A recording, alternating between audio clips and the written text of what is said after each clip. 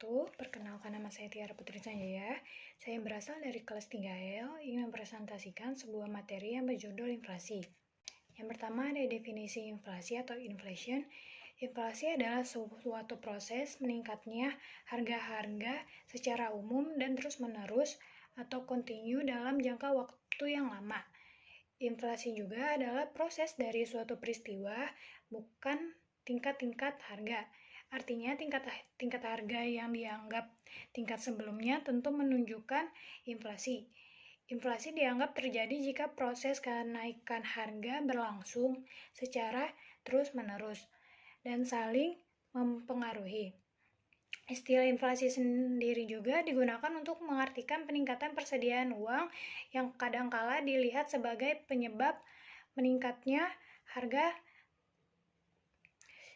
Dalam membicarakan mengenai masalah inflasi, perlu kita membedakan di antara inflasi merayap atau creeping inflation, terus inflasi sederhana atau moderate inflation, dan inflasi hiper atau hyperinflation. Terdapat suatu ukuran tertentu yang dapat digunakan untuk membedakan ketiga jenis inflasi tersebut. Tetapi secara kasar, dapatlah dikatakan bahwa inflasi merayap adalah inflasi yang tingkatnya tidak melebihi 2-3% setahun. Inflasi sederhana adalah inflasi yang berada sekitar 5-8%, dan inflasi hiper adalah inflasi yang tingkatnya sangat tinggi yang menyebabkan tingkat harga menjadi 2 kali lipat atau dalam tempo 1 tahun. Selanjutnya ada penyebab dari inflasi sendiri, yaitu ada inflasi karena naiknya harga permintaan atau demand pull inflation. Yang kedua ada inflasi karena biaya produksi atau cost push inflation. Yang ketiga ada imported inflation atau kenaikan harga barang di luar negeri. Selanjutnya ada jenis-jenis inflasi. Jenis-jenis inflasi sendiri dibedakan menjadi 3, yaitu inflasi berdasarkan sifat, inflasi berdasarkan sebab, dan inflasi berdasarkan asalnya. Inflasi berdasarkan sifat terbagi menjadi 4. Yang pertama adalah inflasi rendah atau creeping inflation, yaitu inflasi yang besarnya kurang dari 10% per tahun. Yang kedua ada inflasi menengah atau growing inflation, adalah inflasi yang besarnya berkisaran antara 10-30% setiap tahun. Yang keempat ada inflasi berat atau high inflation, yaitu sebuah inflasi yang berada di dalam kisaran 3-100% setiap tahunnya. Yang keempat inflasi sangat tinggi atau hyperinflation, yaitu inflasi yang terjadi dengan kenaikan harga mencapai 4 digit atau di atas 100%. Selanjutnya ada jenis-jenis inflasi berdasarkan sebabnya yang terbagi menjadi 3, yaitu demand pull inflation. Demand pull inflation sendiri adalah inflasi yang terjadi akibat pengaruh permintaan atau demand yang tidak diimbangi dengan peningkatan jumlah penawaran produksi.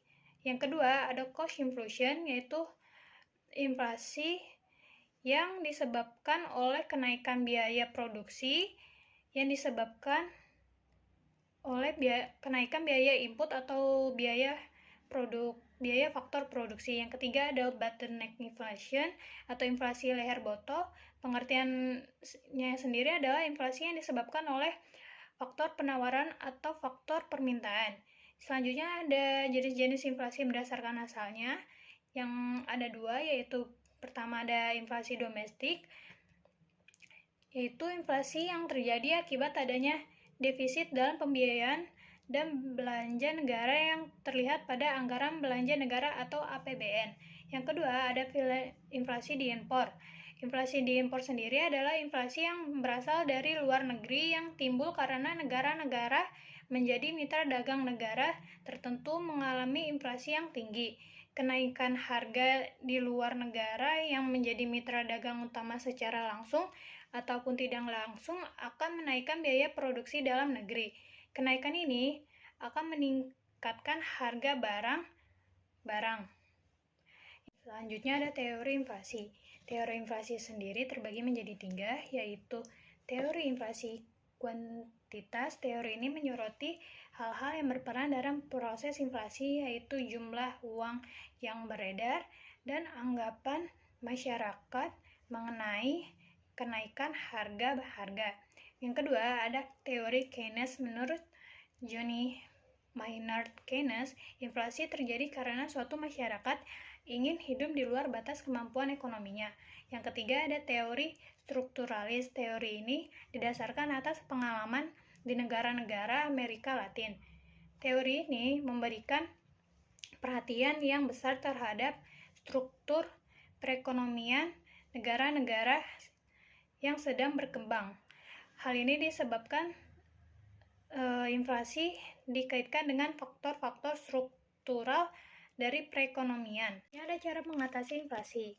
Cara mengatasi inflasi sendiri terbagi menjadi 7, yaitu meningkatnya produktivitas barang dan jasa dalam negeri terlebih bahan pokok. Yang kedua, ada meningkatnya produktivitas industri mikro seperti home industry. Yang ketiga, ada mengurangi budaya konsumtif masyarakat dengan pendidikan.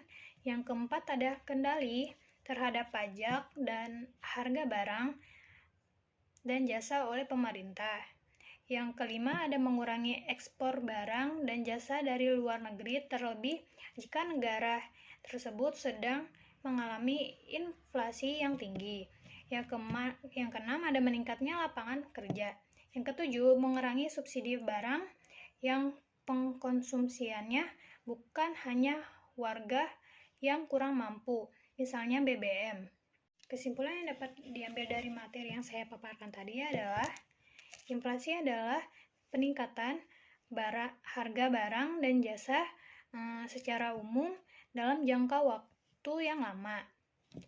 Terdapat beberapa jenis inflasi, termasuk creeping inflation di bawah 10%, dropping inflation 10-30%, dan hyperinflation di atas 100%. Penyebab inflasi sendiri meliputi naiknya permintaan, biaya produksi, dan inflasi diimpor.